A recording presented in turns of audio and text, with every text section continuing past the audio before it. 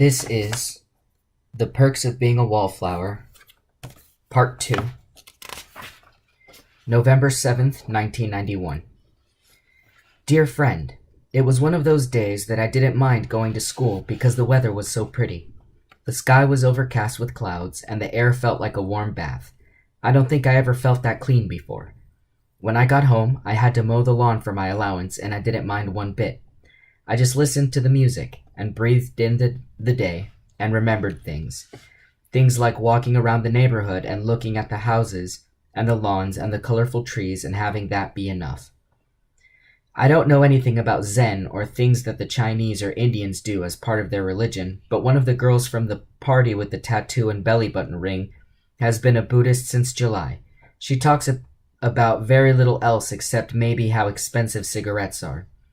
I see her at lunch sometimes, smoking between Patrick and Sam. Her name is Mary Elizabeth. Mary Elizabeth told me that the thing about Zen is that it makes you connected to everything in the world. You are part of the trees and the grass and the dogs, things like that. She even explained how her tattoo symbolized this, but I can't remember how. So I guess Zen is a day like this when you are a part of the air and remember things. One thing I remember is that the kids used to play a game. What you would do is take a football or something, and one kid would have it, and all the other kids would try to tackle that kid. And then whoever got the ball next would run around with it, and the kids would try to tackle him. This could go on for hours. I never really understood the point of this game, but my brother loved it. He didn't like to run with the ball so much as he liked to tackle people. The kids called the game Smear the Queer. I didn't really think about what that means until now. Patrick told me the story about him and Brad, and now I understand why Patrick didn't get angry at Brad at the homecoming dance for dancing with the girl. When they were both juniors, Patrick and Brad were at a party together with the rest of the popular kids. Patrick actually used to be popular before Sam bought him some good music. Patrick and Brad both got pretty drunk at this party. Actually, Patrick said that Brad was pretending to be a lot drunker than he really was. They were sitting in the basement with some girl named Heather, and when she left to go to the bathroom, Brad and Patrick were left alone. Patrick said it was uncomfortable and exciting for both of them. You're in Mr. Bosnahan's class, right? Have you ever gone to a Pink Floyd laser light show? Beer before liquor, never sicker. When they ran out of small talk, they just looked at each other, and they ended up fooling around right there in the basement. Patrick said it was like the weight of the whole world left both their shoulders. But Monday in school, Brad kept saying the same thing. Man, I was so wasted I don't remember a thing. He said it to everyone who was at the party. He said it a few times to the same people. He even said it to Patrick. Nobody saw Patrick and Brad fool around, but Brad kept saying it anyway. That Friday, there was another party, and this time Patrick and Brad got stoned, although Patrick said that Brad was pretending to be a lot more stoned than he really was. And they ended up fooling around again. And Monday in school, Brad did the same thing. Man, I was so wasted I don't remember a thing. This went on for 7 months. It got to a point where Brad was getting stoned or drunk before school. It's not like he and Patrick were fooling around in school. They only fooled around at parties on Fridays, but Patrick said Brad couldn't even look at him in the hall, let alone speak with him. It was hard, too, because Patrick really liked Brad. When summer came, Brad didn't have to worry about school or anything, so his drinking and smoking got a lot worse. There was a big party at Patrick and Sam's house with the less than popular crowd. Brad showed up, which caused quite a stir because he was popular, but Patrick kept a secret as to why Brad came to the party.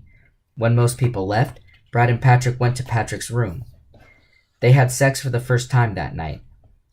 I don't want to go into detail about it because it's pretty private stuff, but I will say that Brad assumed the role of the girl in terms of where you put things. I think that's pretty important to tell you. When they were finished, Brad started to cry really hard. He had been drinking a lot and getting really, really stoned. No matter what Patrick did, Brad kept crying. Brad wouldn't even let Patrick hold him, which seems rather sad to me because if I have sex with someone, I would want to hold them. Finally, Patrick just pulled up Brad's pants and said to him, "Just pretend you're passed out." Then Patrick got dressed and walked around the house to go into the party from a different direction than his bedroom. He was also crying pretty bad, and he decided if anyone asked him, he would say his eyes were red from smoking the pot. Finally, he shook himself out of it and walked into the main party room. He acted really drunk. He went to Sam. "Have you seen Brad?" Sam saw the look in Patrick's eyes. Then she spoke up to the party. "Hey, has anyone seen Brad?" Nobody at the party had, so a few people went to search for him. They finally found him in Patrick's room, asleep. Finally, Patrick called Brad's parents because he was really worried about him. He didn't tell them why, but he said that Brad was really sick at this party and needed to be taken home. Brad's parents did come, and Brad's father, along with some of the other boys, including Patrick, carried Brad to the car. Patrick doesn't know if Brad was really asleep or not at that point, but if he wasn't, it was a good acting job. Brad's parents sent him to rehabilitation because Brad's father didn't want him to miss his chance at a football scholarship. Patrick didn't see Brad for the rest of the summer. Brad's parents never did figure out why their son was getting stoned and drunk all the time. Neither did anybody else, except the people who knew. When the school year started, Brad avoided Patrick a lot. He never went to the same parties as Patrick or anything until a little over a month ago. That was the night he threw rocks at Patrick's window and told Patrick that nobody could know, and Patrick understood. They only see each other now at night on golf courses and at parties like Bob's, where the people are quiet and understand these things. I asked Patrick if he felt sad that he had to keep it a secret, and Patrick just said that he wasn't sad because at least now Brad doesn't have to get drunk or stoned to make love. Love always, Charlie. November 8th, 1991. Dear friend, Bill gave me my first B in advanced English class for my paper on Peter Pan.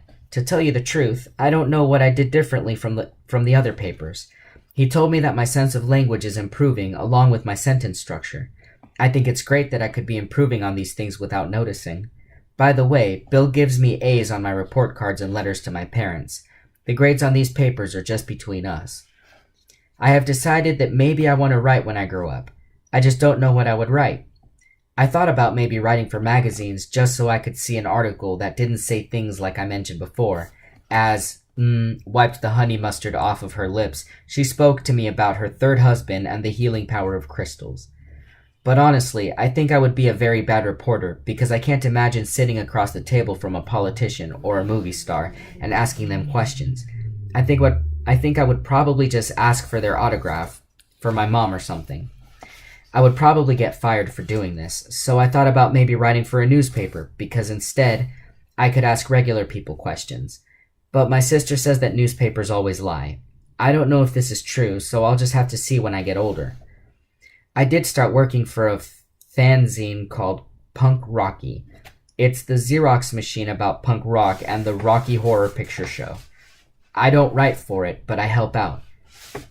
Mary Elizabeth is in charge of it, just like she is in charge of the local Rocky Horror Picture Show showings. Mary Elizabeth is a very interesting person because she has a tattoo that symbolizes Buddhism and a belly button ring and wears her hair to make somebody mad. But when she's in charge of something, she acts like my dad when she comes home from a long day. When he comes home from a long day. She's a senior, and she says that my sister is a tease and a snob. I told her not to say anything like that about my sister again. Of all the things I've done this year so far, I think I like the Rocky Horror Picture Show the best. Patrick and Sam took me to the theater to see it on Halloween night. It's really fun because all these kids dress up like the people in the movie, and they act out the movie in front of the screen. Also, people shout at the movie on cue. I guess you probably know this already, but I thought I'd say it anyway in case you didn't. Patrick plays Frankenfurter. Sam plays Janet. It is very hard to watch the movie because Sam walks around in her underwear when she plays Janet. I am really trying not to think of her that way, which is becoming increasingly difficult. To tell you the truth, I love Sam. It's not a movie kind of love either. I just look at her sometimes, and I think she is the prettiest and nicest person in the whole world. She is also very smart and fun. I wrote her a poem after I saw her in the Rocky Horror Picture Show, but I didn't show it to her because I was embarrassed. I would write it out for you, but I think that would be disrespectful to Sam. The thing is that Sam is now going out with a boy named Craig. Craig is older than my brother. I think he may even be 21 because he drinks red wine. Craig plays Rocky in the show. Patrick says that Craig is cut and hunky. I don't know where Patrick finds his expressions. But I guess that he's right. Craig is cut and hunky. He's also a very creative person. He's put himself through the Art Institute here by being a male model for JCPenney catalogs and things like that. He likes to take photographs, and I've seen a few of them, and they are very good. There's this one photograph of Sam that is just beautiful. It would be impossible to describe how beautiful it is, but I'll try. If you listen to the song Asleep and you think about those pretty weather days that make you remember things, and you think about the prettiest eyes you've known, and you cry, and the person holds you back, then I think you will see the photograph. I want Sam to stop liking Craig. Now, I guess maybe you think that's because I'm jealous of him. I'm not, honest. It's just that Craig doesn't really listen to her when she talks. I don't mean that he's a bad guy, because he's not. It's just that he always looks distracted. It's like he would take a photograph of Sam, and the photograph would be beautiful, and he would think that the reason the photograph was beautiful was because of how he took it. If I took it, I would know that the only reason it's beautiful is because of Sam. I just think it's bad when a boy looks at a girl and thinks that the way he sees the girl is better than the girl actually is. And I think it's bad when the most honest way a boy can look at a girl is through a camera. It's very hard for me to see Sam feel better about herself just because an older boy sees her that way. I asked my sister about this, and she said that Sam has low self-esteem. My sister also said that Sam has a reputation when she was a sophomore. According to my sister, Sam used to be a blow queen. I hope you know what that means because I really can't think about Sam and describe it to you. I am really in love with Sam, and it hurts very much. I did ask my sister about the boy at the dance. She wouldn't talk about it until I promised that I wouldn't tell anybody, not even Bill. So I promised. She said that she has been seeing this boy secretly since Dad said she couldn't. She says she thinks about him when he's not there. She says they're going to get married after they both finish college and he finishes law school. She told me not to worry because he hasn't hit her since that night. And she said not to worry because he won't hit her again. She really didn't say any more other than that, although she kept talking. It was nice sitting with my sister that night because she almost never likes to talk to me. I was surprised that she told me as much as she did, but I guess that's since she's keeping things secret. She can't tell anybody. And I guess she was just dying to tell somebody.